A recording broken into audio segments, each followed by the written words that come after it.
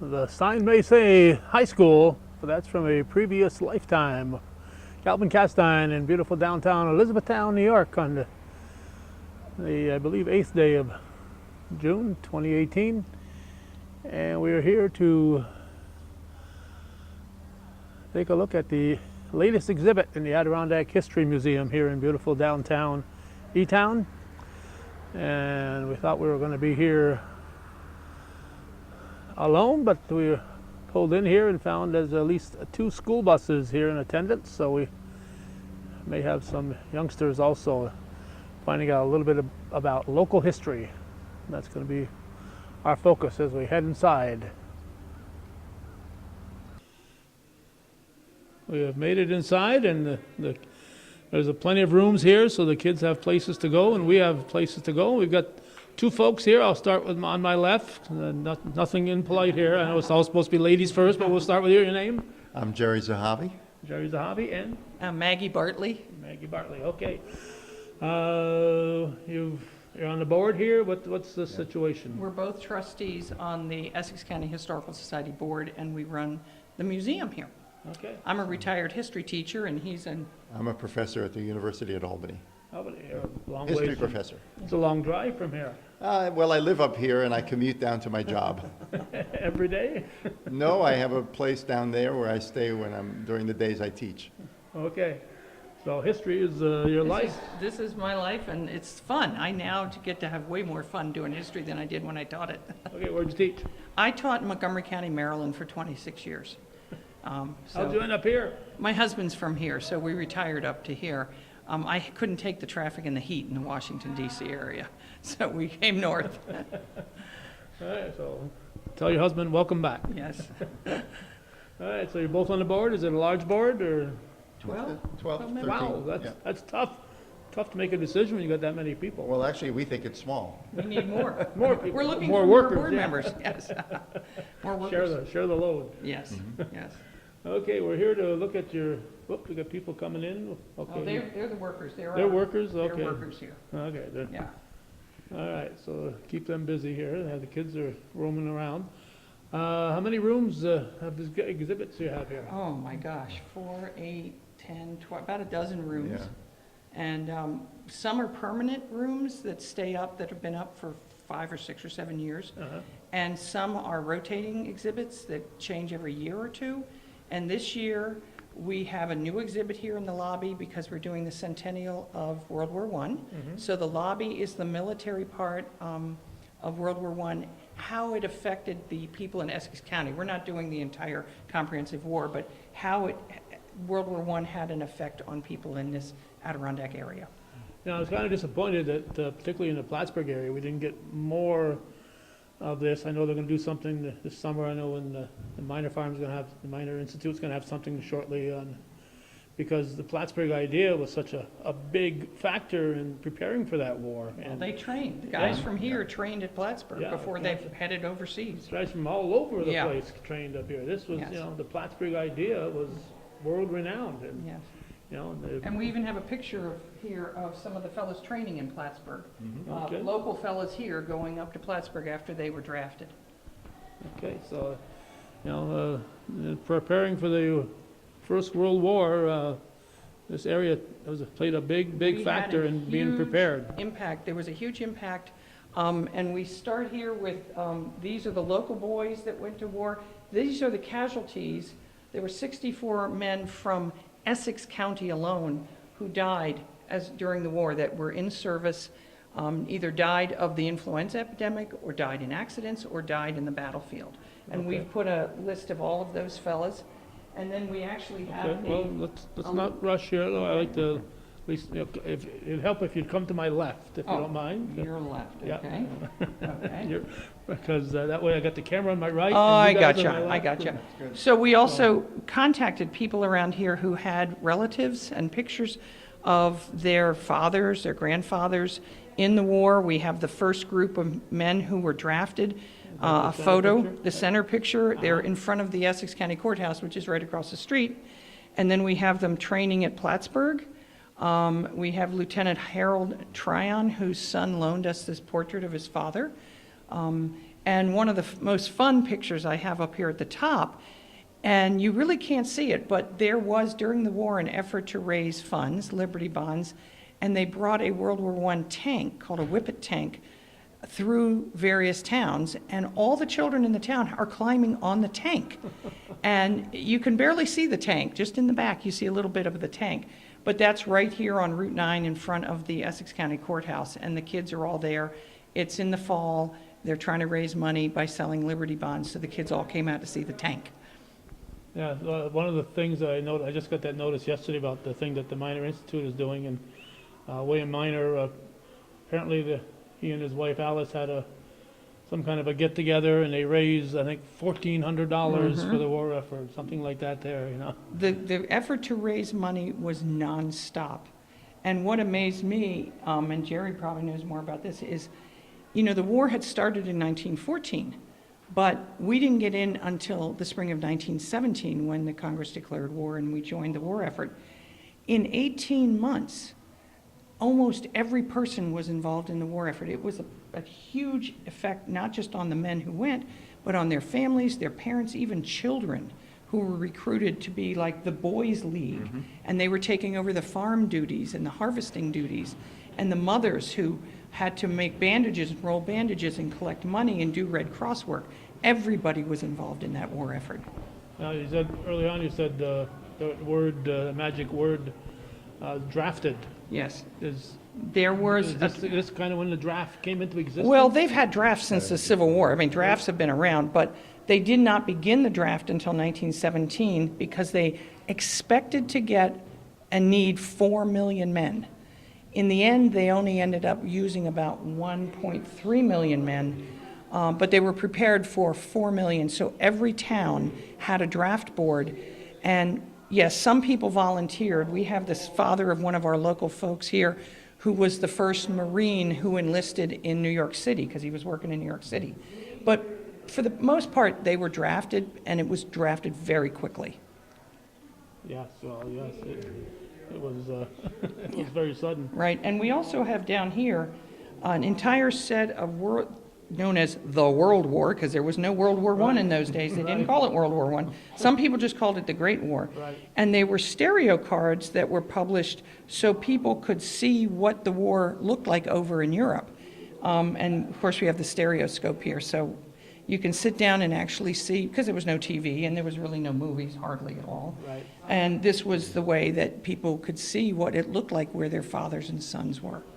And for the young people out there who aren't familiar with what these stereoscopes, it's like it's kind of a 3D. Your left eye is looking at one picture, Yes. and your right eye, and together they Yes, make a it's 3D. type of 3D, picture. a 3D image. So we put a chair here and a stereoscope, and people can sit down and take a look at these cards.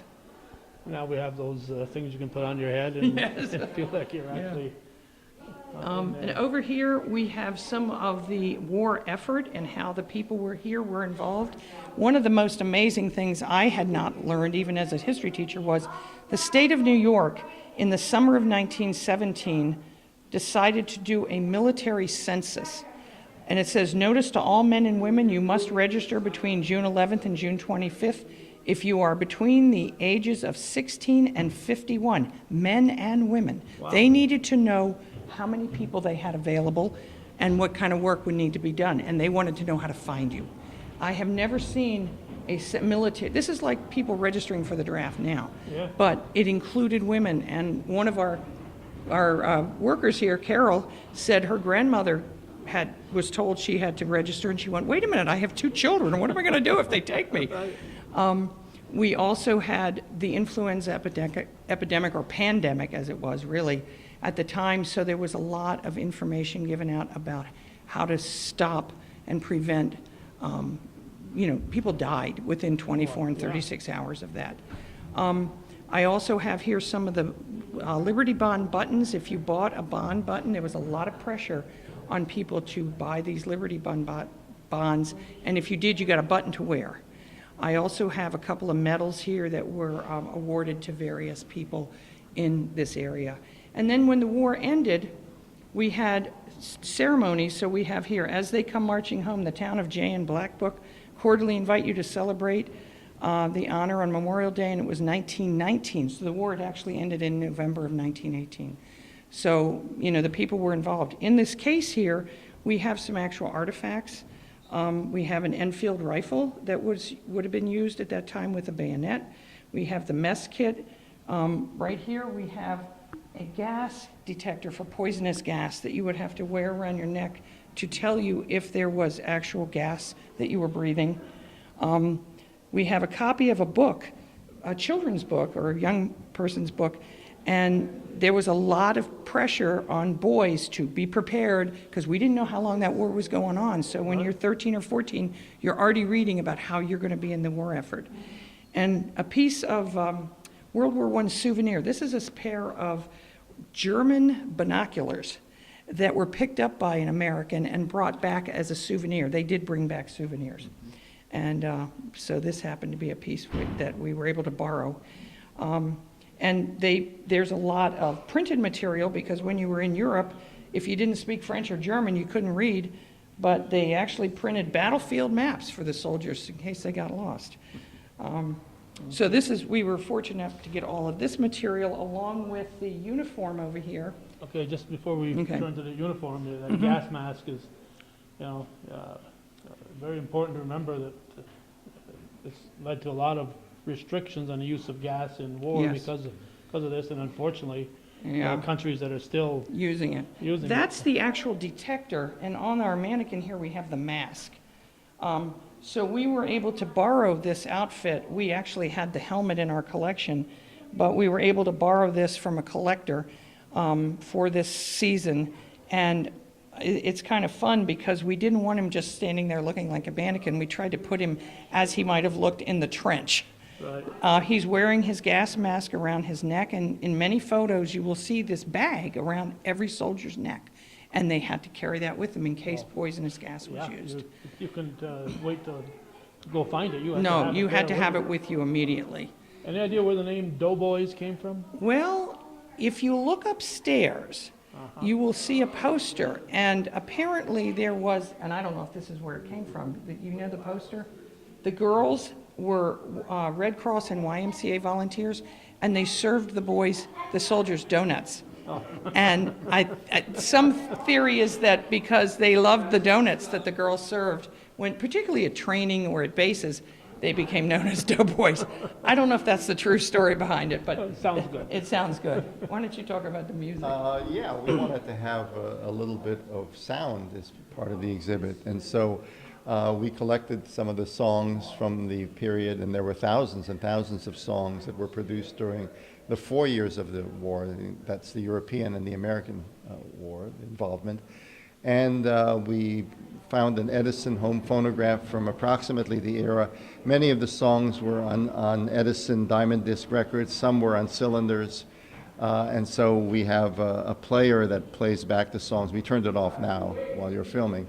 And then we have the song lyrics and covers of... So it's playing that actual cylinder? Yeah, no, it doesn't play the cylinder. It plays an MP player because Oh, okay. it's a rotating. It's 40 songs that we selected. Their lists are right there and the years in which they were composed, and a little bit of information about the music that was produced. And as you can see, some of it in the United States was an anti-war. Like "I Didn't Raise My Boy to Be a Soldier" it came out before U.S. involvement in the war, and it represented the hostility towards U.S. involvement in the war, at least until 1916-17, when public opinion began to change.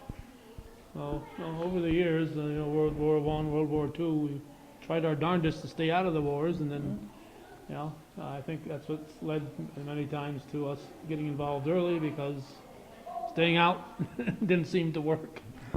So, we overreacted the other way, probably, Yeah, and you can see there are other parts, which I'll show you later, that has to do with the peace movement, the attempts to keep America out of the war. And this being the main way people were starting to listen to music, because we now had the beginning of recordings, it really became part, by 1917, of the war effort. This is what you listened to at home. This is what you heard. And it's all promoting this we're all in this together. I can't imagine there was another war that was as unified in terms of all the people being supportive. No, I wouldn't say that No, about you World War wouldn't? I. World War I was a divided war. I think even once we got in, but up to 1970, and even then, they needed laws like the Sedition Act Yeah, and they the got pretty Espionage strict, Act didn't they? to make sure that people stayed loyal. So it divided America, and certainly the years afterwards, there was a lot of criticism of our involvement in the war, and by the time you get into the 1930s, most Americans felt it was a mistake to have been involved in World War I. Well, I can't imagine if we hadn't been, though.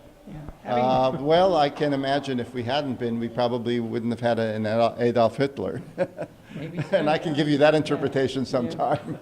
So me being a child of the Vietnam era, I just know divisive wars. My parents talked about how unified they were during World War II. Well, they were unified in World War II, certainly. That was true. Yeah. That was true. We were definitely attacked at that point. All right, Stan Ransom has done and he's also got the Plattsburgh marching song, too. If you've heard of the Connecticut Peddler, but Stan Ransom has got a little album out on songs of that era. So, okay, what we were very fortunate to have was back in the 1980s, a family in Lake Placid gave us 4 photo albums done by their father, who was from Lake Placid, a guy named Clyde Cheeseman. He was a photographer, and he was drafted into the Army Air Corps, and he was sent to Ithaca College, where they had Cornell University. Cornell University in Ithaca, where they had training to be photographers from the air. So he already knew how to be a photographer, and this collection of photos, 4 volumes of it, were put together by him after he came home, and they're amazing photographs of the trenches, of the people that he saw in France and in Germany, and the soldiers and the troops. This is a collection like I've never seen before. So is it here in the It's museum? in our museum, and if you look up above the doorway here, this is one of the Cheeseman photos. He was in a biplane. He took a picture of another biplane that was flying next to him, and you'll see the machine gunner in the back of the biplane. And so we enlarged that. But Clyde Cheeseman not only took pictures from the air, he took pictures of the damage from the ground. And we're hoping to digitize this entire collection and make it into a program that can be taken out into the communities, not just here. I mean, it's too great a collection to put it back on the shelf for another 30 or 40 years. Oh, and it's, unique is definitely the word that would apply in this case. It would. Yeah. Yeah, the students and faculty at Cornell actually requested that the university get more involved in the war effort, and so they placed that educational institution there, the Aerial Training Center at Cornell in Ithaca, New York. And we have actually a video that comes from the National Archives of some of the training that was done at the school, of how they processed the film, how they took the photographs. That photograph right there is a fascinating one. I'll point to it here, where later on they superimposed, they identified the trenches. So this is an actual aerial shot of the battlefield, showing the batteries, the communication trenches, all superimposed on it. And they created battlefield maps from these aerial photographs. So they combine maps with the photographs to add details. And you have to remember, this is how many years after the Wright brothers flew the plane? Like a dozen years later? Yeah, 1903 to... Yeah, and this is 1917. Yeah. And so you're using not only aerial bombardment, but aerial photography. And, you think of that era and you think of slow shutter speeds. You have to have a fairly fast shutter speed to get some of these pictures from the air. Yeah, and Yes. the cameras were quite large. They're like 3 feet big, and they were bolted to the side of the plane. They're huge. So what we have, Jerry, tell them about what we've got here. Well, we took the photographs, we digitized them, and then we have a slideshow of how many, 60-something? 64, 60 65, about yeah. photographs that are a rotating slideshow for people to get a good sampling of the collection. It's not the entire collection, it's just a sample of the collection, and like this I don't think is in here, so we put some additional items up here on the wall. But this was just, it was fascinating working with this material to see, and he was a great photographer, Yeah. you know. Yeah. So, Some people take pictures, and then there's photographers. right. So this is basically our military and its local aspect here. Uh-huh. We have, I don't know if you want to stick with the war and go upstairs or go over to the Well, suffrage. we have some new We have- exhibits that are related to the war. Right, I so thought it let's would be talk, natural let's to go to the next room. Let's move on. Okay. Okay, a few weeks ago, I was fortunate to do a little tour of the Clinton County Historical Association, and they've got a display on women's suffrage. It looks like some of those women there want to vote. They do. Last year was, in 2017, was the Centennial of New York women getting the right to vote. The national amendment won't be a centennial until 2020. So we put this exhibit together last year, and then we've been adding things to it. In 2018, for the war centennial, we added women's role in the war and the peace movement.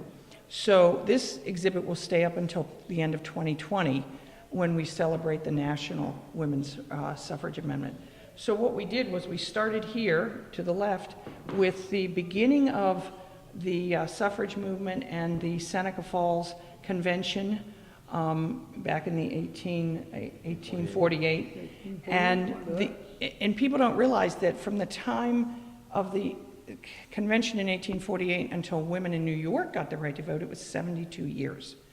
People quite a think while. it took a long, long time. Now, before I forget, I have to interrupt you here because I want to get this on a couple of times. When are you people open? When can Okay, people come to this we're museum? open Memorial Day until Columbus Day in October 6th, I believe it is, and we're open 7 days a week. 7 days a week? Yes, Sunday is 12 to 4.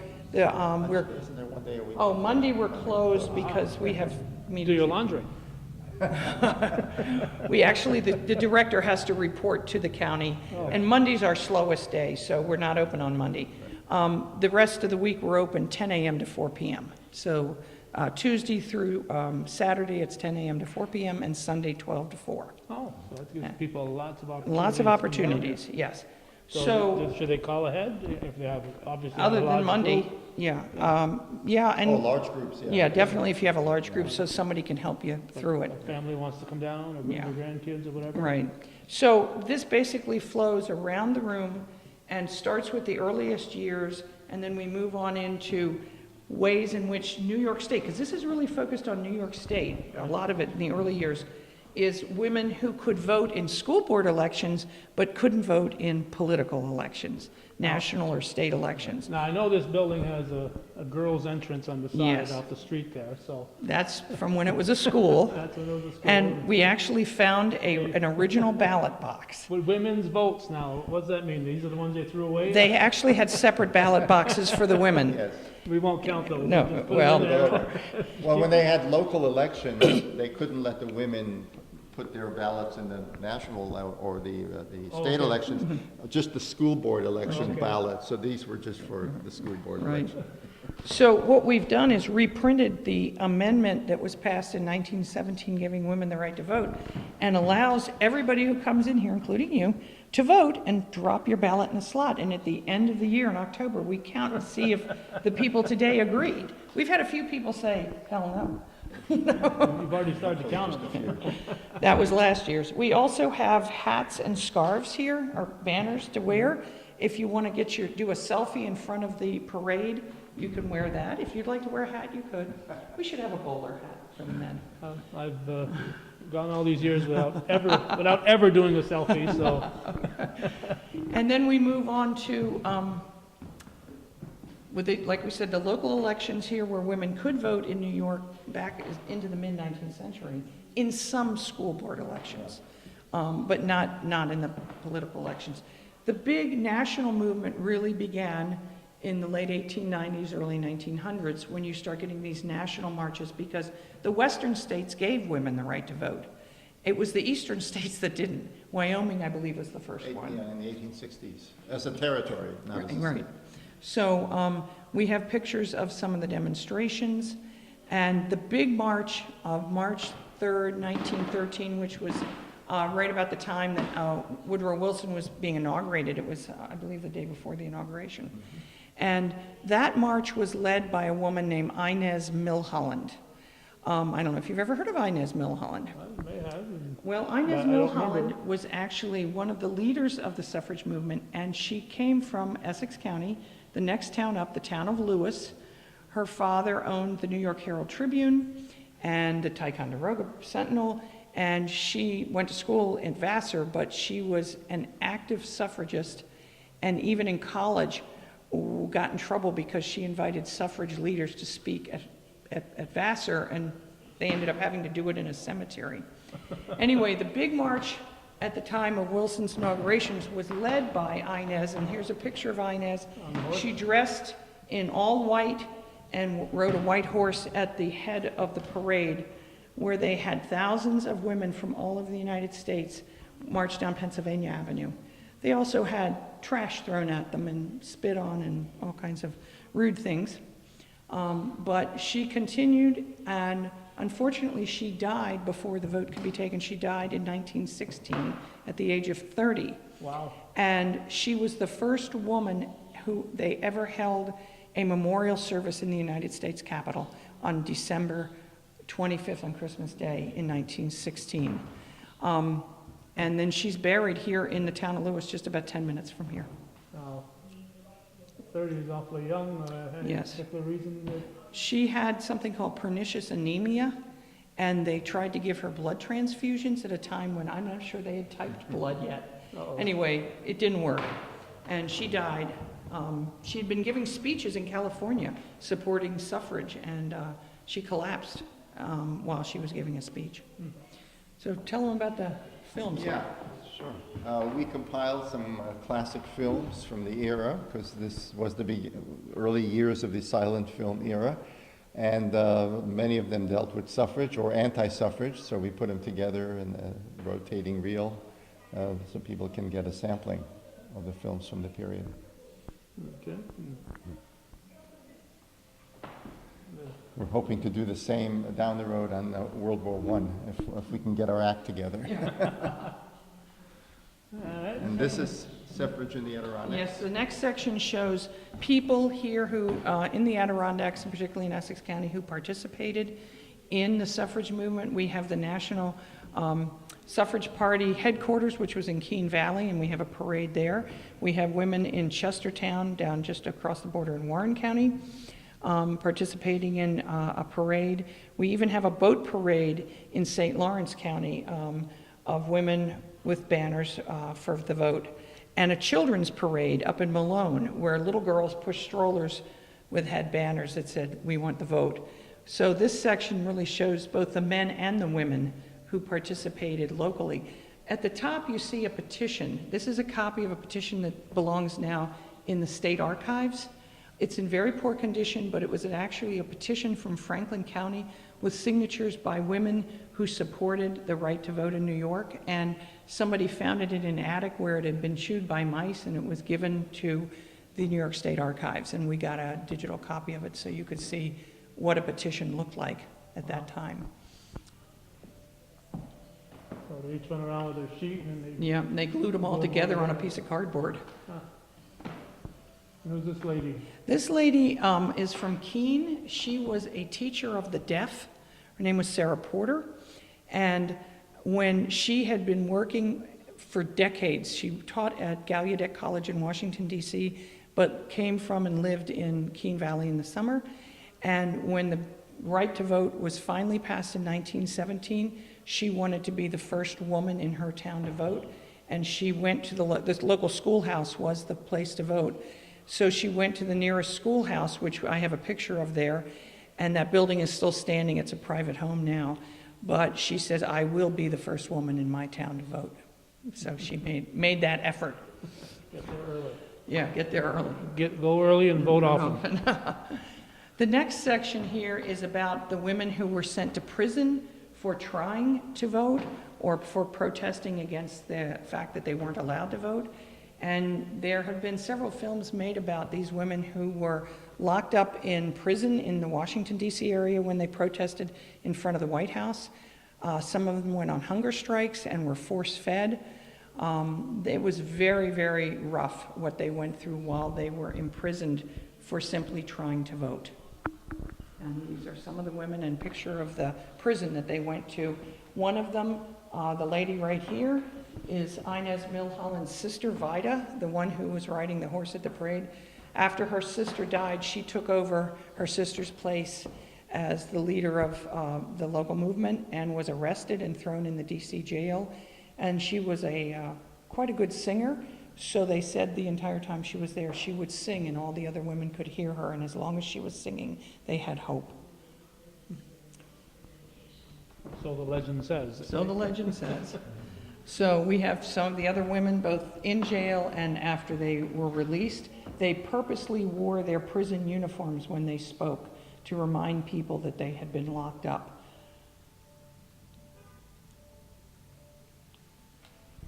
So they got to keep their prison uniforms? Well, they did. Well, when they left, they'd already taken their clothes, so that's what they wore when they left. All the old movies I saw, the guys got a new suit. And they got Not these girls. and- They were left with what they were wearing.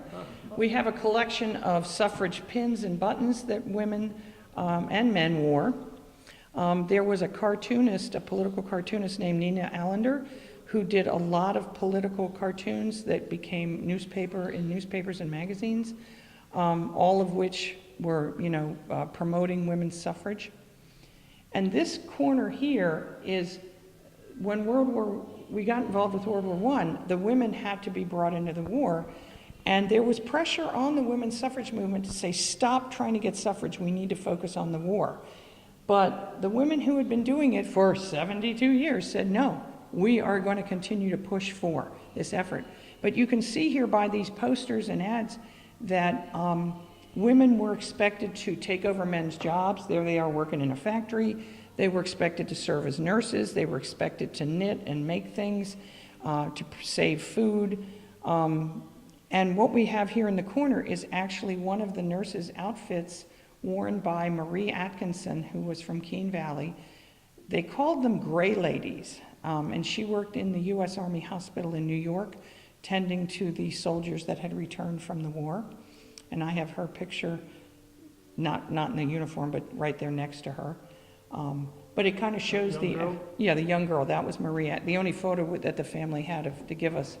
But she worked in New York City treating the soldiers who returned from the war. So there was a huge push. Up here it says wanted 25,000 student nurses. They had no reserve nursing corps. So the pressure was on young women, particularly those who had married, to become nurses because the Army did not have. When we got into the war, there really was no Army Medical Corps or military medical units, military hospitals, so they had to create these very quickly, and women were pressured to do this. Well, yeah, you think of war, you think of preparing for war, Right. you don't necessarily think about Treating. injured. Mm-hmm. Yeah. Okay, Jerry, tell them about our... Well, these are massive marching photographs. They come from the National Archives, Library of Congress. They're from New York and from the Washington marches that were held during the period. And we selected a few segments from these photographs and blew them up and put them up on our windows. So like on a canvas type of... Yeah, it's vinyl. Vinyl? Yes, yes. It's hard to see them unless you're really way far Yeah. back. You might need to get kind of back. Oh, I don't know.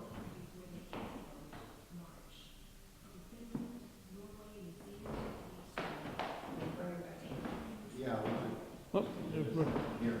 This is an addition that again, since we're focusing on World War I, and that corner over there focused on women's participation in the war. This focused on women's involvement in the peace movement preceding the war, much of it preceding the war, but also during the war because it divided the feminist and the suffrage movement. The majority of them were very actively involved in war work once the war began, but a significant minority continued to oppose the war and to work for peace during the war. But you can see a lot of, this is women, World War I and the peace movement, and it involves their attempts to go to Europe and to get involved in efforts to put an end to the war as well as to keep America from being involved in the war. And some of the most significant activists are highlighted here, especially Jane Addams, who was a pacifist and who won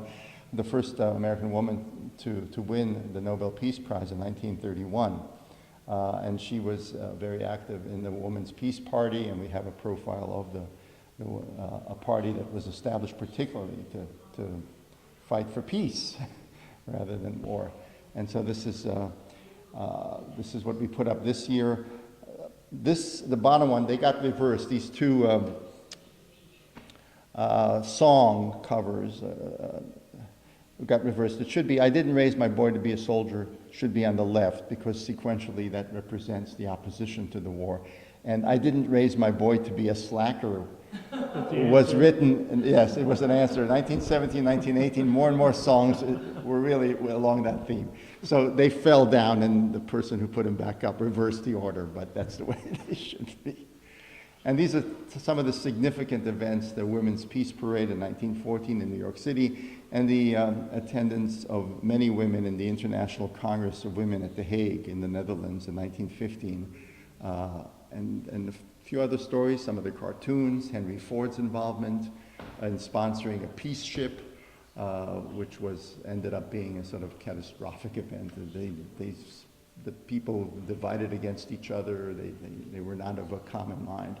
And a very powerful socialist feminist cartoon, Breed, Mother, Breed, by Robert Minor, showing a woman giving birth and the child becoming a soldier and then dying. It's a very, very strong anti-war art. Okay. This four-sided? Well, that's, again, we have more video. This is a short film on Inez Milholland that's on a rotating reel. It gives the story, and then we have a nice bench. People can sit and watch the entire film. I think it's about, what, 19 minutes, 20 minutes or so? And I'll give you one of these. Yeah, that These gives are you more, handouts that you can take. We'll just stick in his pocket. more information. Yeah. All right. Oh, Yeah, I got it. you got it? But because this is Essex County and her home, and she's buried here, it became a shrine after 2020. There were people who annually had pilgrimages to Inez Milholland's grave up the street from us. And, you know, it was a very popular place to go for women to see her grave. Okay. Over here, we did similar to what we did in the other place. We have another stereoscope with some stereo cards. Most of these were stereo cards showing why women shouldn't vote and making fun of the husbands what would happen to the husbands when the women began to vote. The husbands would be cooking and doing the laundry, and the women would be reading the paper and smoking cigars. So these are really representative of the anti-suffrage movement. We have a number of publications here in the case, some original, some more recent publications. But the women's movement actually got so far as to create their own place settings of pottery and plates and cups and bowls. Dinnerware. I couldn't come up with a good word. They even were so smart, and I love this one. They got paper cups, they were wax-covered paper cups, and they put votes for women, and gave them for free to the saloons where they were used to serve beer. So every guy got a free beer cup. You know, the bartenders went, well, we don't have to pay for the cups, and it would say votes for women. So and I actually saw one on eBay. It was like $200 for one of these paper cups that said votes for women, because it was the way to get the message to the guys in the bar. There's an irony to that, and next year we'll be dealing with the prohibition movement and women's suffrage. So that'll be added. Another panel would be added. Yeah, it keeps tagging along with everything else that was going on. We go back 100 years all the Yeah. time, right? Yeah. We ended here with the New York Times and the actual vote, which took place on November 6, 1917, and when women were granted in New York State the right to vote. The U.S. didn't pass it till 2020, the 19th Amendment. But that's why we started this for last year, and we're going to continue it through 2020. Okay, now. And this Jerry did section, this wall. this section deals with some of the themes, the important themes related to women's suffrage. One is the divisive nature of race and the debate within the movement. How many white suffragists did not want black suffragists to be involved because that would alienate Southern members, Southern suffragists, Southern white suffragists. And so this deals with some of the more controversial aspects of the movement, more divisive elements of the movement that I thought were important, including profiles of some of the key black suffragists and activists like Hester Jeffrey and Sarah Tompkins Garnett. So are there any signs that say white women's suffrage? Or? Oh, there are actually. This gives you a sense, these two cartoons, where there's a white suffragist marcher saying, "Stay back," to the black suffragist, saying, you will destroy our chances of getting the vote if you will participate, because the white, like, see, it gets complicated and messy when you bring race into the picture. Similarly, we wanted to deal with the opposition to the movement, the very important anti-suffrage movement, which was both local and national. So we have profiles, we have little stories related to local, like for example, the Keene Valley meeting, anti-suffrage meeting in Keene Valley, and some stories about that, but also the music that came out of the anti-suffrage and the suffrage movement, the children's books that were in opposition to suffrage, and all of these, the postcards. We blew up some of the postcards that were anti-suffrage. So that this whole area is devoted to that. And again, we bring music in because it was a singing movement and a singing anti-movement as well. That was the medium. That was the medium. That plus the beginning, some silent films. So we have the same. Similarly, normally would be playing the songs of the period, the suffrage and anti-suffrage songs of the period. Okay, And at the very end here, we have Inez Milholland's legacy. This is a photograph of her still up in Lewis, about 10 minutes from here. Her grave site, and at the time, this is a 1922 pageant that was held at her grave site. And then there was posters made, and her image was used to keep the women's suffrage movement going until it passed in 1920. I've had people say to me, well, was Inez Milholland a Democrat or a Republican? And I'll say, if you can't vote, you can't register to vote, you can't join a party. So there was no women. They formed the Women's Suffrage Party, and about 5,000 women in Essex County became members of the Women's Suffrage Party because it's the only party that would allow them to register with them. So this is where our little pageant ends here, and next year we'll be including the same exhibit, but with the addition of Prohibition and the temperance movement, which was very closely tied with the suffrage movement.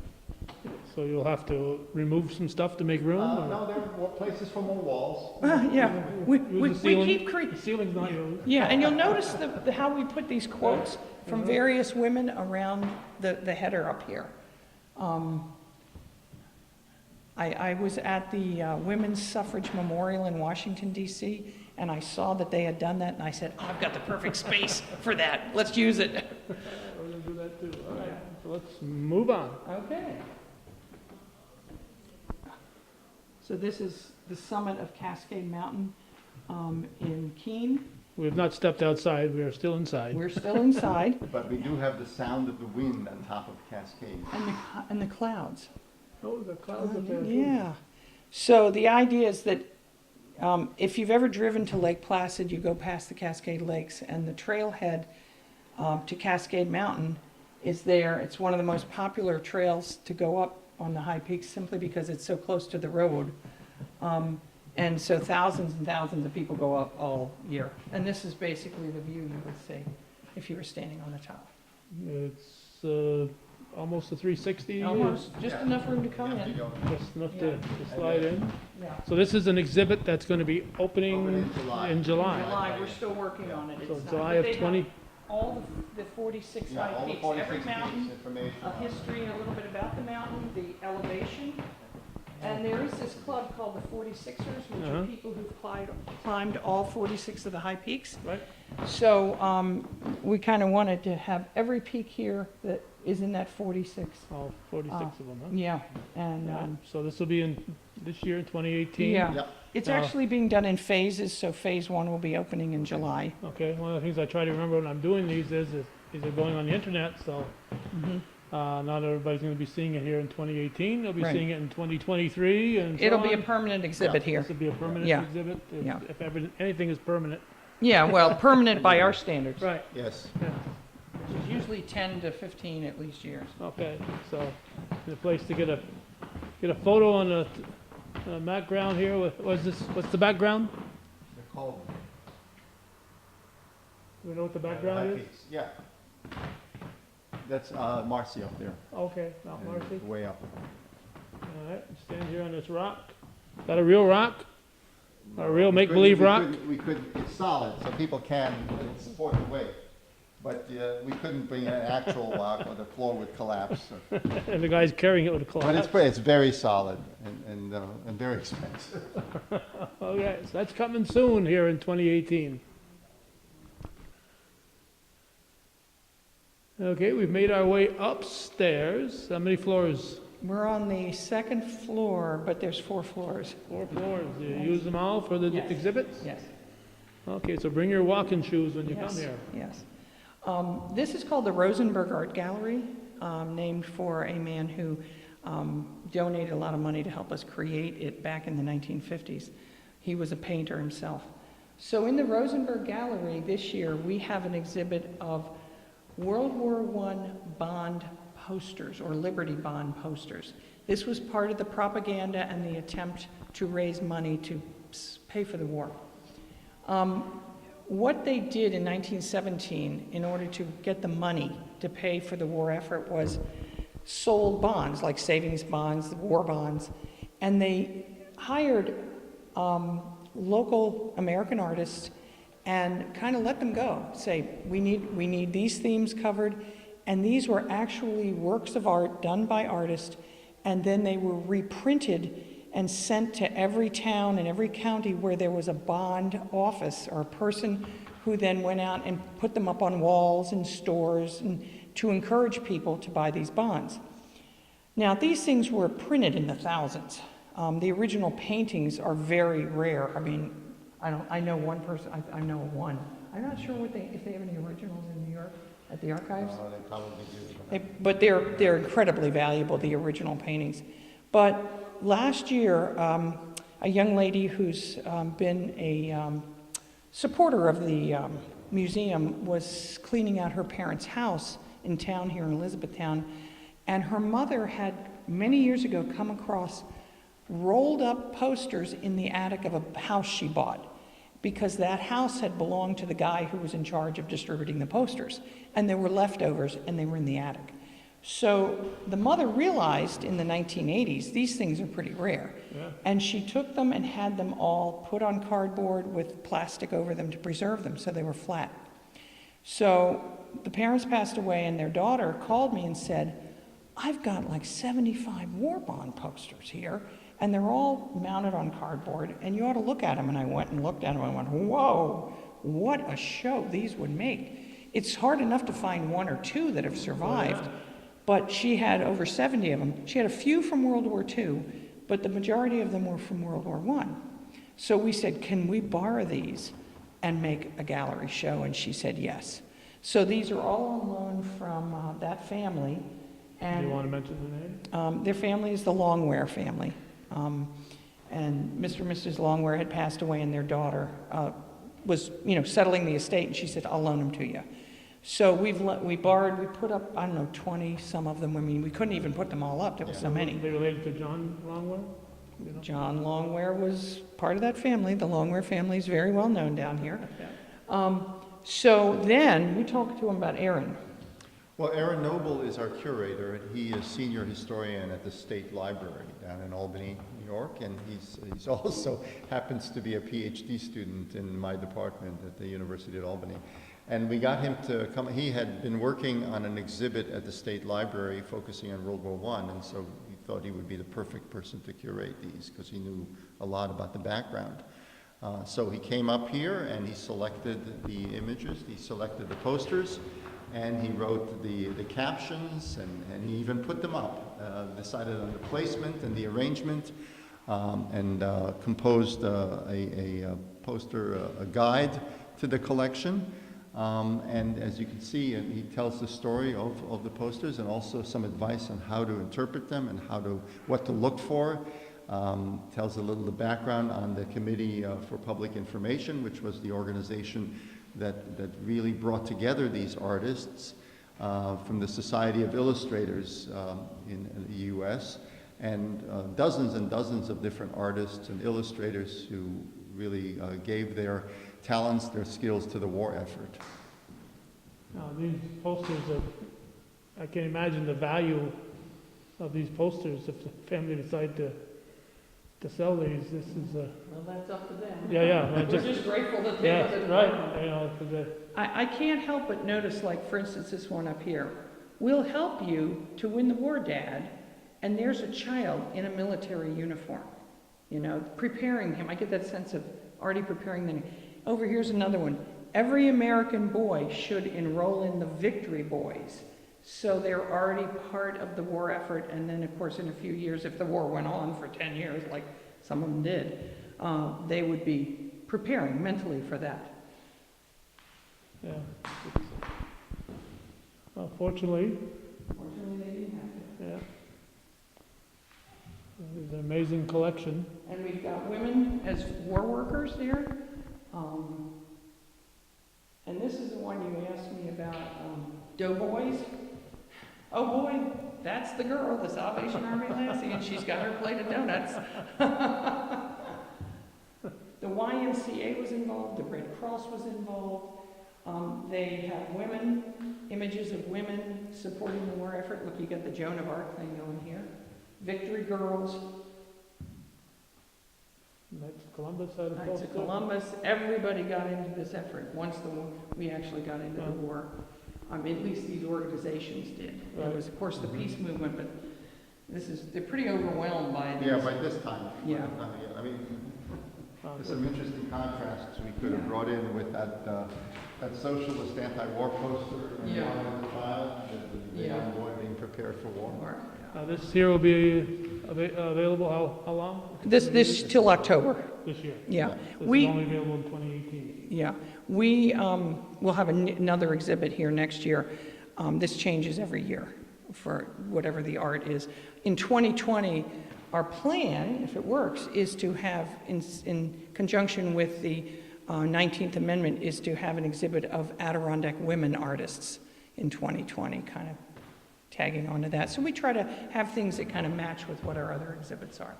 Okay, But this is a phenomenal collection. it certainly is. We're lucky to have it. Yes. So this is a new edition, just based on the fact that someone donated it. And Okay, so we this are, is- what was the name of this room? This is called Community Ties, Community Ties And it- Room? and it represents the various 18 towns in Essex County. And as donations come in from various people and everything's donated, it changes every year. There's new things added, some things are taken out that have been here a long time.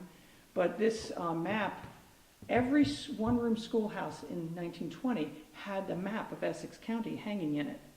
And this is the only one that I've ever seen that survived and was donated to us. So each of those numbers is a schoolhouse. Mhm. Gives you a sense of where they were. In the 1930s, they began combining school districts and creating consolidated schools.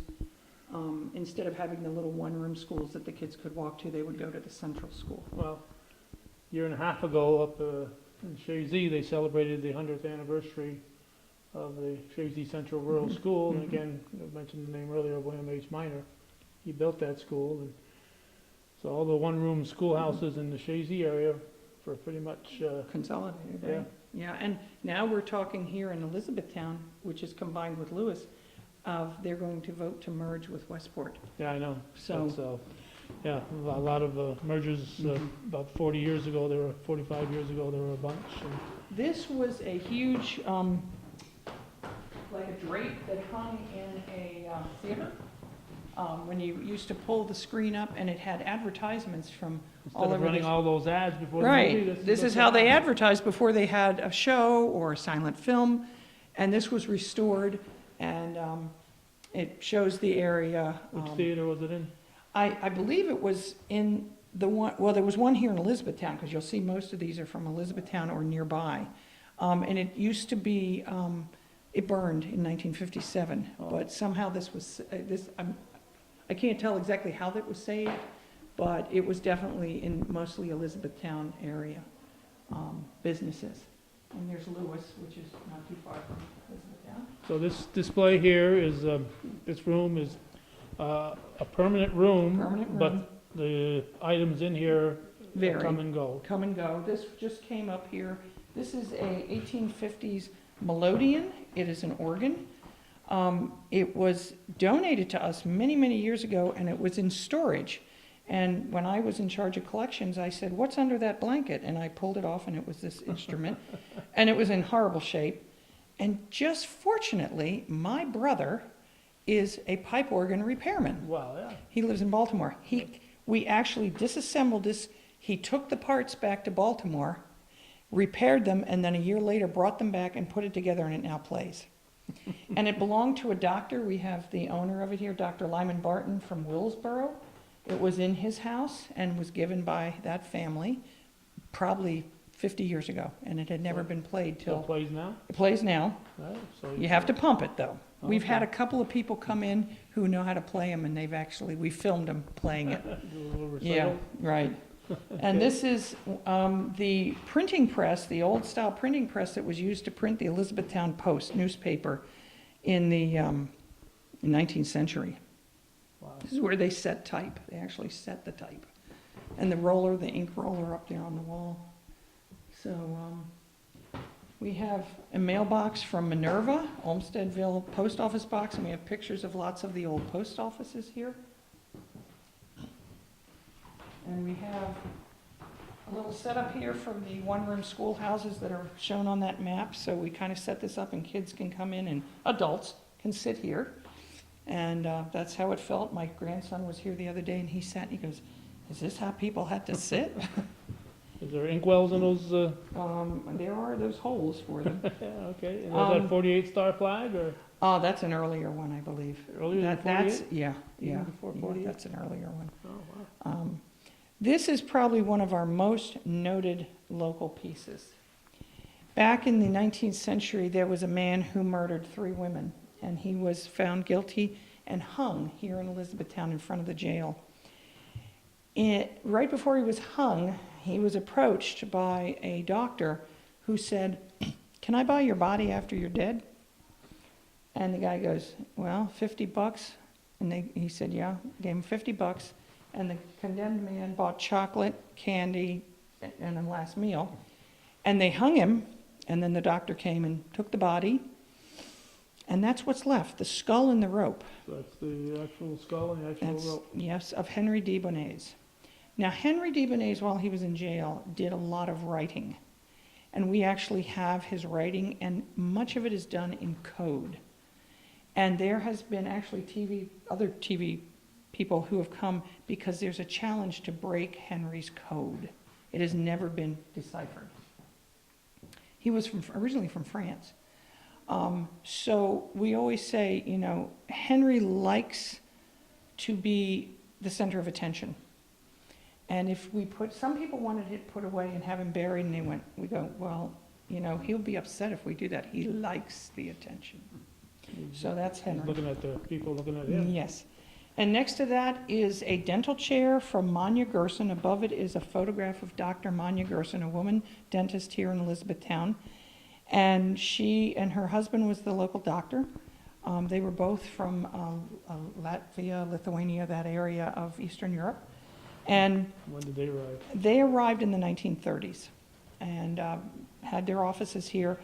And a number of our older residents remember sitting in that chair, so we had them come back recently, sit in the chair, and we took a picture of them.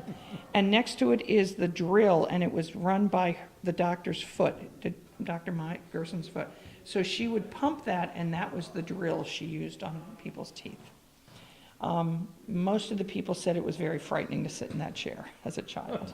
Especially when you have a skull. A skull, well, the skull, yeah. I know, Yeah, I know. the symbolic juxtaposition. And in keeping with that, we have here a number of items from the Williams Drugstore, which is one of the drugstores advertised on this screen. And these are the medicines, the patent medicines, the kinds of treatment that they use, the prescription pads from that drugstore. And most of those have gone beyond their expiration date. Well, yeah. So- It's a little scary to think about how that you would be treated with it. So this is kind of a fun room, and it's always here, but it's constantly changing. All right, so we're gonna move on to another one. Yeah, and I guess we should.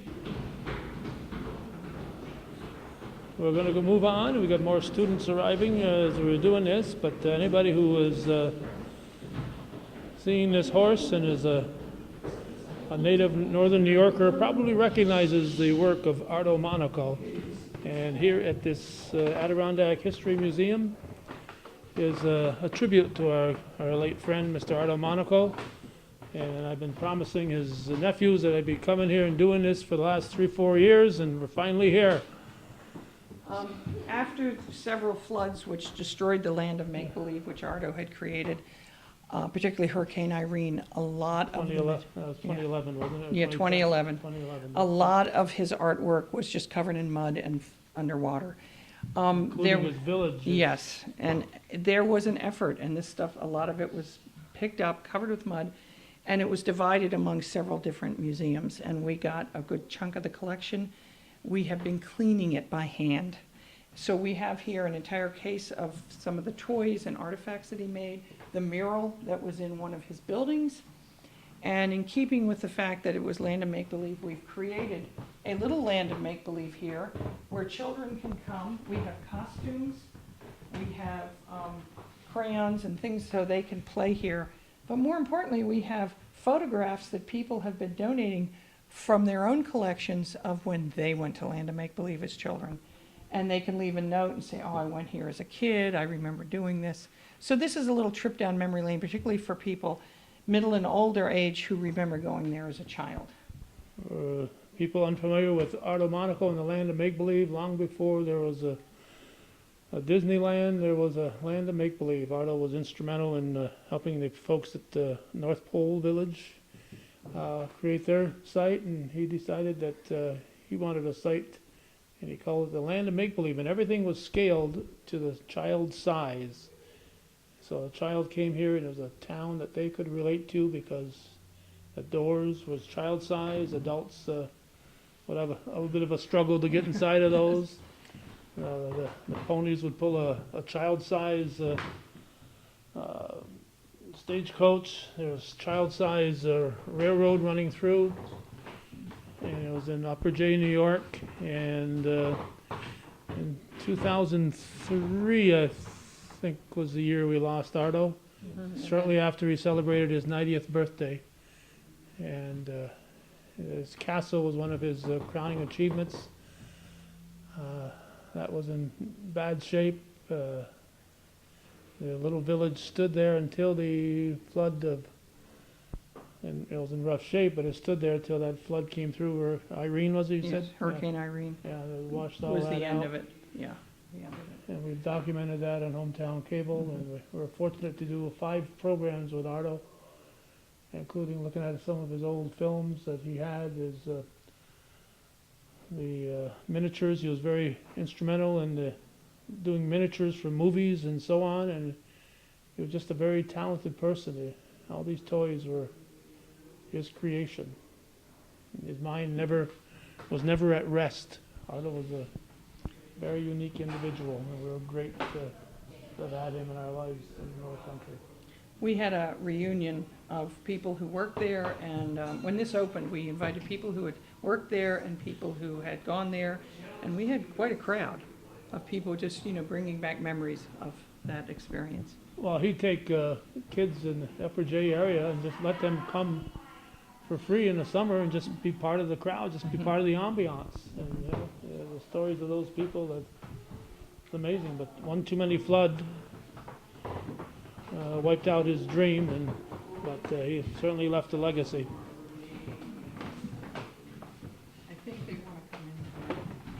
right, we'll get out of the way so that the students can come in. It's a real fire tower that was brought here and erected against. All right, so there's a real fire tower out this door here. There's the Ardo Exhibit.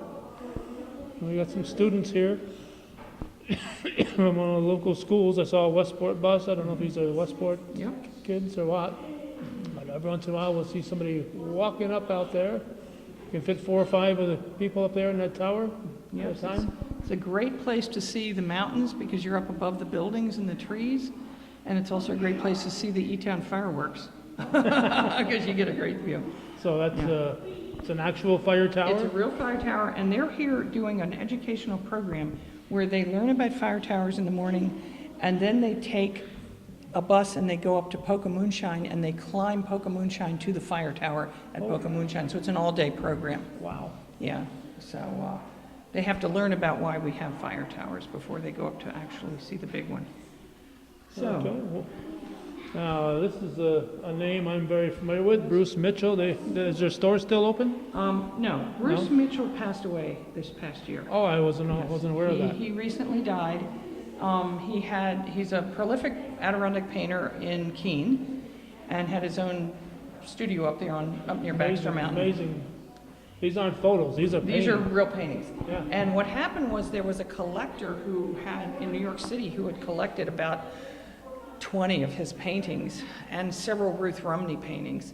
And he's getting older, and he just, in the last month, donated all of these Bruce Mitchell paintings to the museum.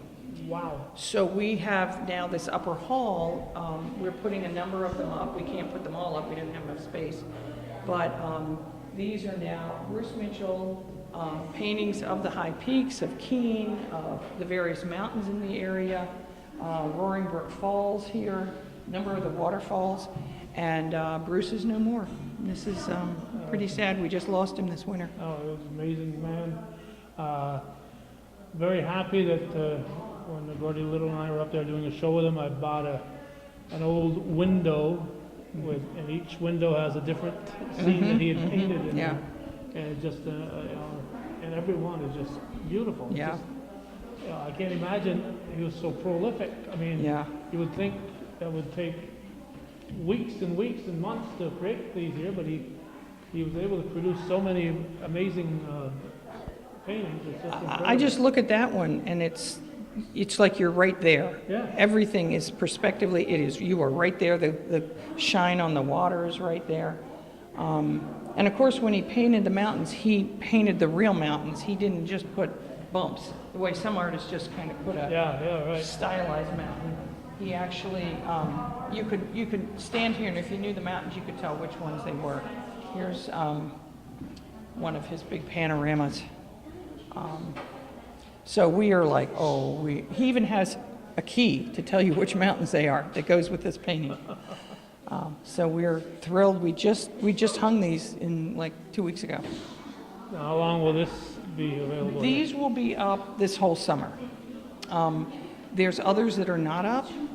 And like I said, he also gave us some Ruth Rumneys, which will be in that women's show in 2020.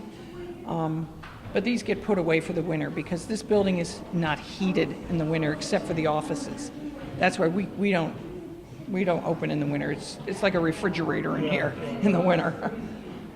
It's amazing. So these are part of the museum's permanent collection. Yeah, some of these are in permanent collection. Hello there. Hi. Well, it's certainly been an interesting visit here. And how many rooms again did you say, Maggie? I think there's at least 12 rooms on 12 4 rooms. floors. On 4 floors. So we've just touched a part of what's available here. It's called the Adirondack History Museum. Museum. It's right here on the main drive. Which route is that? Route 9 in Elizabethtown. 9, Elizabethtown, just a Across the stone's road from the county court complex. throw. Yeah, and well, you just come in. We came in off the Northway, but you can come in from Lewis, you can come in from North Russia, you can come in from Westport, you can come Right. in from all over the place. And we're going to wrap it up here. So this is one of the permanent display rooms here? Yes, this is a permanent room showing basically the landscape and the terrain and topography of the Adirondacks. and what people basically lived in, and the landscape is such an important part of the history of this area. As soon as, and when you go across the lobby, we have what's called the work, which shows how people adapted to the landscape. So it's landscape and then the adaptation to the landscape. So we have a lot of paintings of the wilderness here. We have a film here about the wilderness. Okay, And and then we go across the we'll go, lobby. keep the camera rolling as we cross through the World War I. And go into another little room here. Is called Work. Work. And it's all about how the people in the 18th and 19th century adapted to this landscape. So we have, it was very rough, very primitive, very removed from civilization, and people had to learn to use what was here and make a living in a place that's fairly inhospitable. So we have some of the tools that they use, some of the iron ore, because there's a lot of iron ore in the mountains, and we had a big iron ore industry. We had crafts. Wool was important. Before there was no cotton here, so people made cloth. Almost everything was made out of wool because they could raise sheep here. Blacksmithing was very important. We have a big forge here. Farming was important, but we have a very short growing season, so you didn't grow a lot of corn here. You had to grow potatoes and cabbages and cold weather crops. And it wasn't until the late 19th century that the tourism industry began. Prior to the Civil War, it was just too difficult to get here. But after the Civil War, you have the beginning of the hotels, the guide services, the hiking and fishing, and then in the 20th century, more people into the outdoor sports.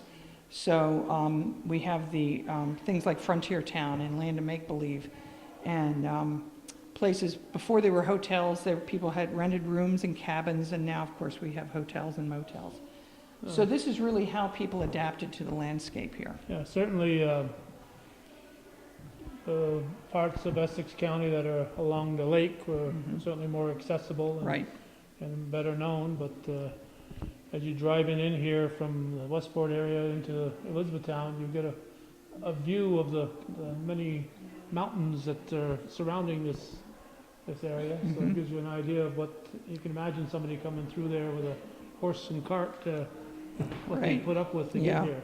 And people who lived either further inland, like in North Elba, which is where Lake Placid is, until the 20th century, it was very sparsely populated and very difficult to live there. I mean, we know that that's another whole climate zone removed from here on what we call the coast, the Champlain coast. So anyway, we have things and people and how they've survived here in this climate. We also have a film as well. So this is a permanent display here? This is permanent, along with the wild one across the lobby.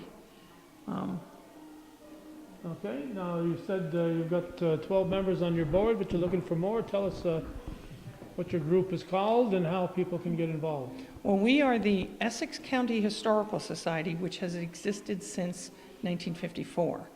Actually, the society existed, but the museum came into being when this building, which was the school, was turned over to the Historical Society, and the school district built a new school, which they're in now, just down the street. Right. So since 1954, this building, which was originally built in 1916, has been a museum. It's been a museum longer than it's been a school. And we have right now we have 12 members, 12 trustees. We have one full-time employee, about 3 part-time employees, and a large group of wonderful volunteers. The trustees don't get paid anything. This is just being a volunteer. If you like history and you like to actually do it, not just talk about it. Roll up And- your sleeves. Yeah, we roll up our sleeves and do a lot of the work. But I find it fascinating. I spent 26 years teaching history. Now I get to actually play with it. We're allowed to have, we're chartered by New York State as an educational institution. So that's why we have a group of students coming through here today. We do educational programs. And we can have up to 19 trustees. So we've had a couple people who have been on the board for a long time, and they've gotten older and they've retired. They still stop by, but they might spend 6 months in Florida. So we're looking for people, young people like that are going to be here. I mean, nowadays, young is under 70. Well, we'll take people over 70. Of course. And so we get to plan the exhibits, and we meet once a month, and we say, hey, what are we going to do next year for that gallery? And I said, I want to do 2020 Women Artists of the Adirondacks. And they went, okay. So you get a lot of hands-on input. You get to be really significant. Jerry, who you met earlier, is very knowledgeable in technology. And he was instrumental in creating what we call the Pleasant Valley Theater. And in our lower level, which is a display of transportation, 19th century transportation, we also got a 12-foot electric screen, a digital projector, and about 60 nice, comfortable chairs, so that once a week in the summer, we have either a lecture or a movie in that space. We just push the carriages back and we have a theater. And this is a new thing. We used to not have a space to show real movies and have lectures. So we had one lecture last year on Verplanck Colvin, the surveyor of the Adirondacks. We had over 100 people show up for that movie. So, you know, it's kind of growing. People say, hey, what are the shows this summer? And they're not the shows you see at the regular commercial theater. They're specialty dealing with what we have exhibits on. But they're becoming more and more popular. So we also are now part of what's called the North American Reciprocal Museum Agreement, NARM. If you become a member of our museum, your family becomes a member of our museum, not only do you get into all the programs and visits, exhibits free, it's $100 to be a family member at the NARM level. You get a card that allows you to visit 900 other museums nationwide and in Canada for free. So I have a NARM card, and when I'm in Florida, I can go into the Salvador Dali Museum, the Henry Ford Museum, if you can go to the Shelburne Museum in Vermont, and all of a sudden you realize every time, oh, I can go to that museum. I just found out there's going to be a Rockwell Kent exhibit at the Hyde in Glens Falls. I can go with my NARM card free. So I want everybody to get a NARM card because you will just use it so much you won't believe it. Because there's nothing stopping you from wandering into the Ringling Museum in Sarasota. Oh my God, it takes 3 days to see that place. Just show them my card and they'll walk in. So we encourage people to come get their NARM card from us. You get a cut of the NARM? We just get more membership. The membership money goes to us. We have to pay NARM a fee, but we also get more members that way, which we like. But, you know, if you ever travel, you should have a NARM card. AAA and NARM. NARM, Both yes. In that order? I'll take NARM first. NARM first. Yeah. Okay. All right, so your hours again? We are open Tuesday through Sunday. We're closed on Mondays from Memorial Day to Columbus Day. And we are open 10 to 4 weekdays and Saturday, and 12 to 4 on Sunday. Monday is our least busy day, so we just do office work. We also have the Brewster Library, which is open on Mondays. And the Brewster Library is a research library, so if people are interested in genealogy research or research on any topic, we have an archivist and a librarian, and that's done by appointment if you want to go up and do research on any topic or family. We have that available. Okay. What's the number, Route 9, was there a number? It's Court Street. Court It's Street? actually, Court Street is the 2 blocks that Okay. run through the middle of Right, Elizabethtown. but it's off. Yes, the it's front's- really Route 9. Front's on Route 9. Front's on Route 9. I could not tell you the number, but it's the big building that says Adirondack can't- History Museum on it. And it also says high school. It says high school. That's why we put the Adirondack History Museum. On We top. had people looking for the school coming in and thinking this was still the So school. time's the game. Yes, we are actually right across the street from the Arsenal Inn restaurant. Okay. E-Town's not that big. No, it's very easy to find. Yes. All right, well, we appreciate you taking this morning to be with us. Thank you for coming. And I hope we get lots of folks here because this is some great stuff here. it is, it's amazing. Yeah. Oh, funding, how are you funded? We're funded by memberships, by grants for particular projects like the Ardo Monaco art exhibit. We were able to get a restoration grant from the state to preserve that material. Our director, Aurora McCaffrey, is also the designated appointed Essex County historian. Every county has to have a county historian in New York. And the Board of Supervisors that runs our county appointed her as the county historian. So she reports on Mondays, once a month, to the Board of Supervisors, and they pay part of her salary. It's not the whole salary, but part of it. And we also have fundraisers. We're going to be having a barn sale of donated items on July 7th in Keene Valley. And we've done this in the past about every other year, and we collect things from people's donations. Some are historic, some are just things. And that money goes to preserving our exhibits. And, you know, we don't buy any kind of stuff. Everything is donated. We don't have the kind of money that it would take to buy, you know, artwork. Right. But like the Bruce Mitchells, Yeah. that's $30,000 worth of art that was donated to us. Yeah, amazing. It's amazing. So, and we have an online auction every year right before Christmas where we sell things that are from our bookstore and things that are donated to raise money for the, so it's really an effort of love. It's certainly not, you know, we're not the Metropolitan Museum of Art, but we're that good. We're good. Yeah. For a small county like Yes. Essex County, it's Yes. an amazing place. Right Yes, there. it is. All right. Thank you very much. Thank you. So we thought we'd close with a shot of that fire tower that you can access from the inside here when you come to the museum. I'm sure every youngster in the North Country would love to get up there and take a look around. Bring your camera. Well, this is what the building looks like again from the outside. Adirondack History Museum. And also the former high school. And it's very easy to spot here, right here on the main drag on Route 9. Just off Route 9 here in Elizabethtown. So I thanks once again to our guides. They did an excellent job and they're certainly knowledgeable, but this gives you an idea of the terrain here. Pleasant Valley it was called in the original